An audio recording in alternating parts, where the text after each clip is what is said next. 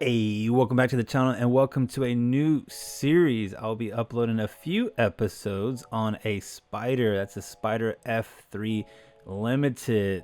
Stu Stan of Rent Your Ryker Garage and his wife Jen are going to be helping me out on these few episodes because that is Stan's F3 right there. There's been a lot of work that's gone into this. So if you're curious about that too, this would be a cool little series, especially this episode here.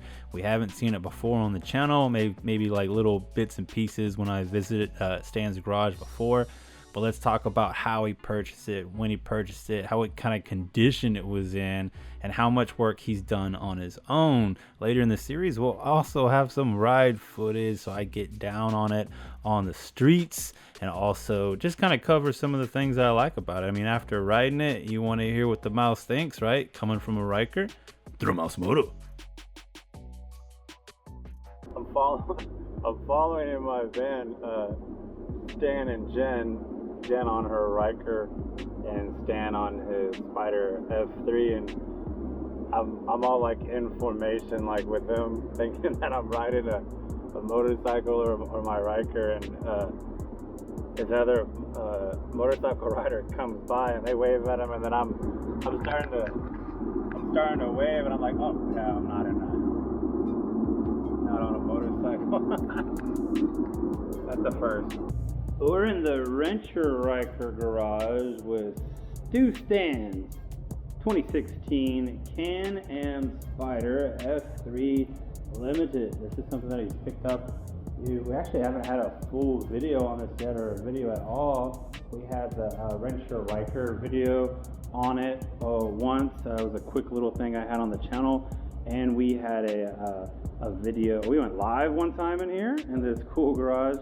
And I want to say we did one other thing. That's when I came with my Ryker 600 to have Stan reset it out of limp mode on his bud system on his little computer. So that was a pretty cool one.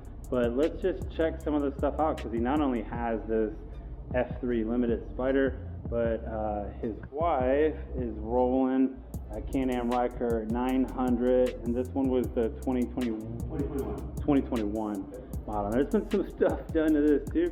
If you've seen it peeking out of a few other videos, it looks a lot different now because he has a few things and probably more stories to talk about that one.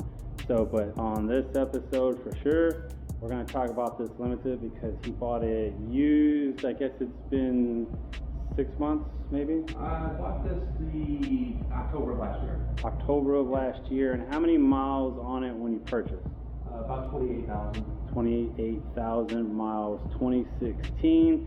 You went to Oklahoma to pick it up. Yeah, this one was Oklahoma. Made the ride back, and he's done a lot of work, some extensive stuff on stripping it down. I've seen pictures. He's kept me in the loop, following it.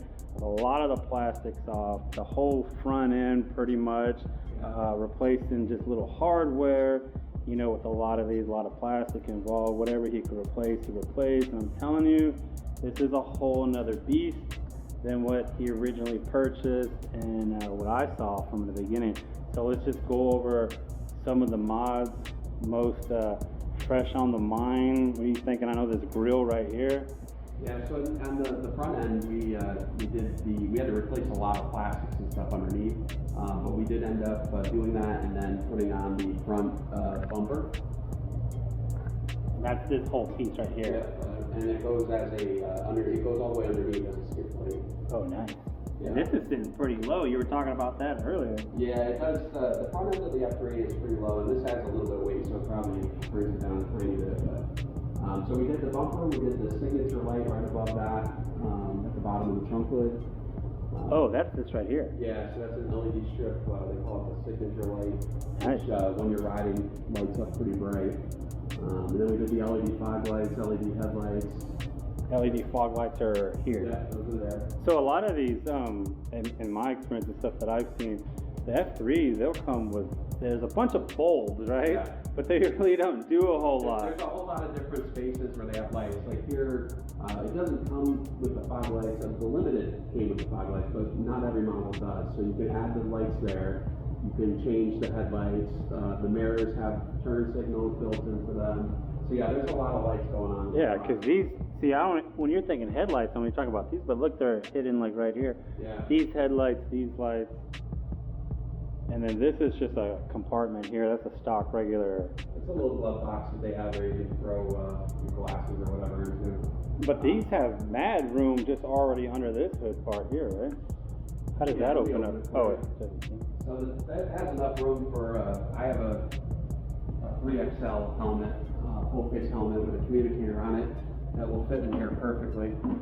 Oh yeah, that's mad space.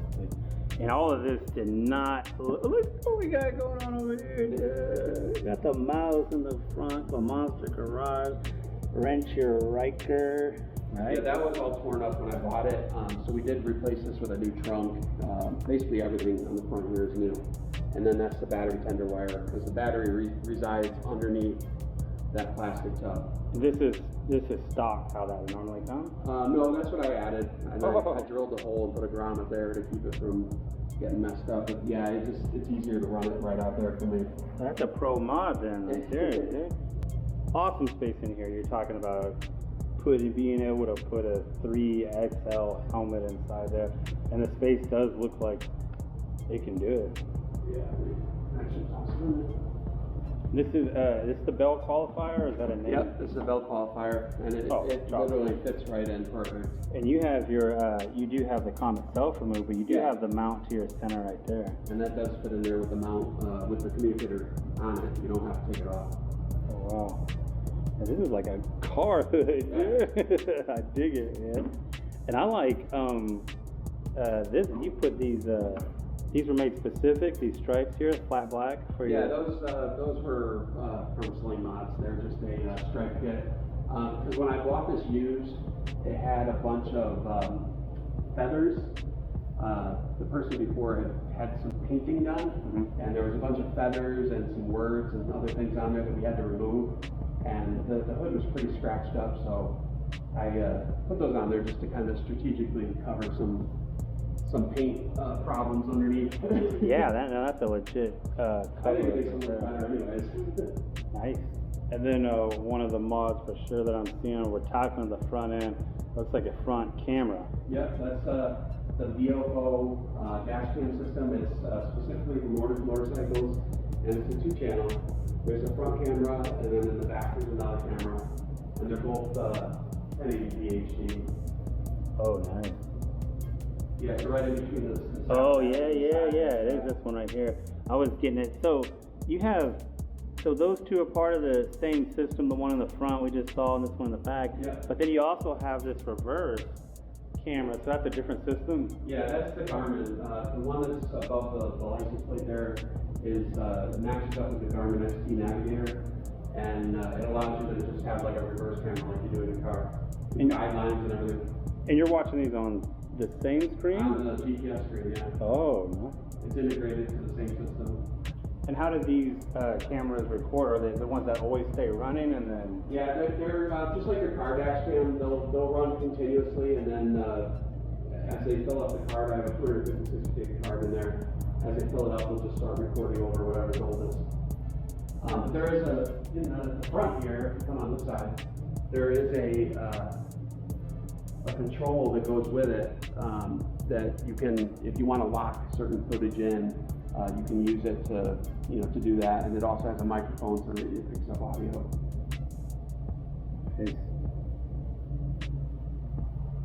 And the main unit for that is actually under the back lid here. So the DVR is actually under this piece. But you can get the videos off of there using wireless Bluetooth with your phone. Mm-hmm. But if I want to get the SD card off, I just have to take off the seat, pop this off, and then I can pull the SD card out. But that's a space you wouldn't be using anyway, so it's not taking up any storage. The radio for the bike is back there, and then now this, and a couple other things. But yeah, it's not something that you would normally touch. And being on this end right now, I know the biggest thing about Spyders are the comfort of their seats, especially compared to the stock Ryker seats. Exactly. And this isn't even a stock. This is something that's stepping it up even above that. Yeah, this is a Mustang single solo. Mm-hmm. The one that comes on the Spyder is actually two pieces. You have a rear section and then a separate front seat. And they have a very pronounced ridge in them that just doesn't work for my size person. Mm-hmm. So I found this one-piece saddle from Mustang, and it's a lot more comfortable. It's even much more comfortable than the stock seat for sure. I've heard a lot about the Mustang seats and definitely associate them with comfort from what people have said. I like the style of this one too. It's got a flat and this almost has like a texture to it too. Yeah, I definitely think it looks better as well. I think it does. Yeah, this is all cool stuff and definitely stepping it up from when you first got it. And my favorite thing, which I couldn't wait for you to get, I think they took a while to come in or whatever, and then you finally got them, is, and I don't even dig floorboards on my Ryker, I just got the way I position my feet. But when I first saw these F3 floorboards, these come from where? It's K&M Spyder Accessories in Canada. Canada. I saw these and they look awesomely functional on top of just the style, period. And what's crazy is there's nothing fancy about it. They almost look like snow skis or something. And it looks awesome somehow. Like it's such a good fit. It's very simple, and you buy them based on, because the Spyder has a similar U-fit system that the Ryker does.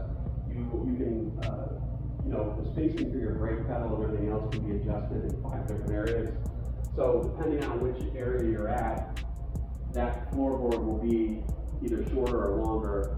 I have mine at the longest setting, so these are the longest you can get. And it literally gives you, a foot and a half of space to move the feet around. Oh yeah. And some of it is angled, some of it is flat. It's almost like riding an ATV or a snowmobile, the way you hold your feet. Yeah, that's great. You can just being able to kick back and then kick forward. Yeah. Have it kick back and then forward like that. It's like highway peg and then sportier. The OEM floorboards are pretty big, but these are so much more comfortable. And also, for somebody that has, like I have back issues and things, getting on and off sometimes is a little bit of a challenge because this sits a lot higher than the Ryker. And these are very stout. They allow me to be able to step right onto it and swing my leg over without any problems. Oh yeah. Yeah, because you might just have your pegs like this, but you're not going to get on and off in that position. You would want your legs like this, so you could be this you riding, and then this how you mount and unmount. Exactly. And when you're riding, for somebody like me who needs to adjust a lot, these make it so easy to be able to take your weight off the seat and adjust how you need to without having to wait until you stop to move yourself around. So it makes the ride a lot more comfortable, and it allows you to ride longer without having to stop. Oh, most definitely, dude. And then, so from function to being comfortable, like the seat and the floorboard, let's go straight to style.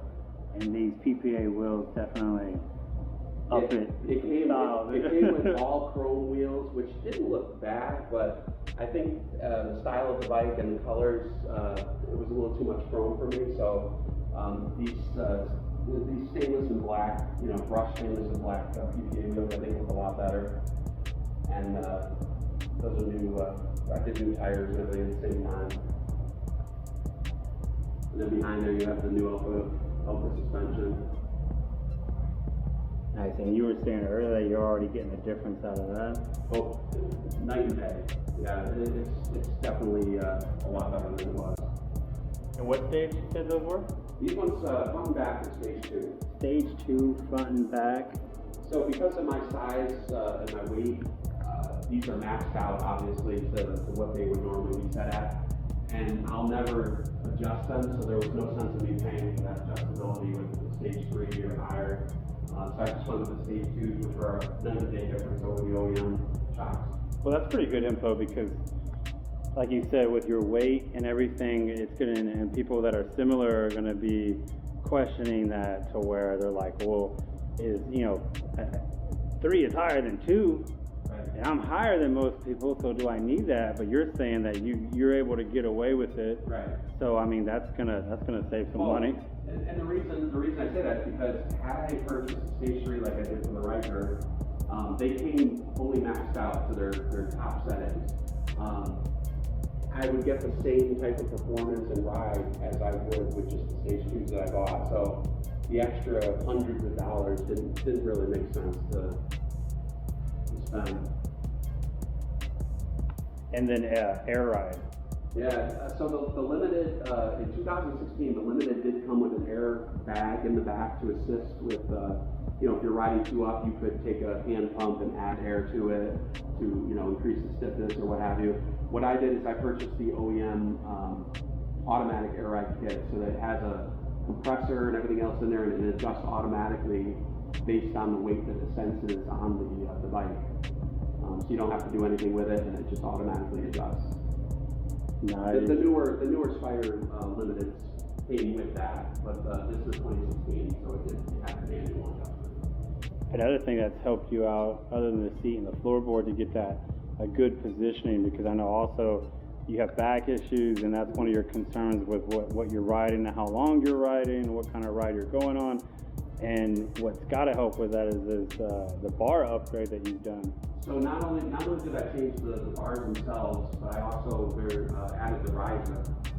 So those would have been a lot closer towards the front, and the bars didn't reach back as far. So the ones that came on it, it was a woman rider that had it prior to me, who was much shorter, and the bars were they were ridiculous. They came back about a foot towards you.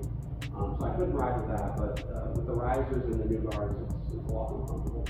And when you mean risers, you're talking about this whole assembly right here? That whole assembly is the risers for the Spyder. Okay, so normally this top layer here would be mounted to this one. So Exactly. this whole area here. Yeah. So And that's what, like right. inch and a half-ish? Yeah. Yeah. I think it's 2 inches. 2 inches. if I remember. Oh, probably total between the whole Yeah, thing. 2 inches. Nice. Yeah, you definitely got a good stance going on that should be good for long mile comfort right there. Hell yeah, dude. It's like Batman, dude. You got this whole control room going on. You got this screen, this. You got to put your phone there and have another screen. I forget I was even riding, dude. I'm at the house, dude. Hell Well, yeah. the one thing that I added that probably wasn't necessary because I haven't really used it yet, seeing as I wear the helmet, is the satellite radio I did add. Because the Spyder Limited came with 4 speakers built in and an AM/FM radio. So I added the satellite radio thinking that I would maybe use it, but I typically do ride with the helmet, and that kind of cuts out being able to use it unless you're riding around, really low speeds. Nice. I'm digging it. Way cool stuff. Like I said, I've been part of the journey with you as far as you sharing images and little videos and stuff like that, and coming over while it's in pieces and checking out. As far as future stuff, I know you're cool with a lot of things. I know this is the stock exhaust here. You ever considered like a cat delete at least, or? So I think if I did anything, I would keep the stock muffler and do the cat delete and just remove that big tub underneath. Because I think you're still going to get a much better sound with the cat delete. But I don't think I'm going to do a full exhaust. I think this one is pretty much done as far as accessories and upgrades.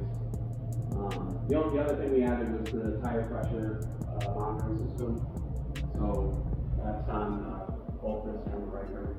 And those just go to an app on your phone? Yeah, they go right to the app on the phone or your watch, and you can check the tire pressures without having to get down and make a big ordeal about it. Yeah, because something I'd have to do is before I go on a long run, it's a must. I'm going to go out there and check my tires before I get started. So I go out there and I check each one of them, and I bring my little air compressor out there. But sometimes I don't have to do anything. It's good that you're diligent about that, but it's a problem for me to get down and do it. So if I'm going to check it at all, it's easier for me to just open an app and see when we need to add this there. That way at least it gets checked, because honestly, if we didn't have that, it would probably not be checked every time.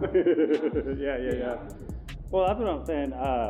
When I do check it, a lot of times, like lately, they've been great. So it's like, oh man, I got out here and I got my thing and I was counting on it. I checked each one of them. Then I probably let air out doing it. You know what I mean? That I didn't want to.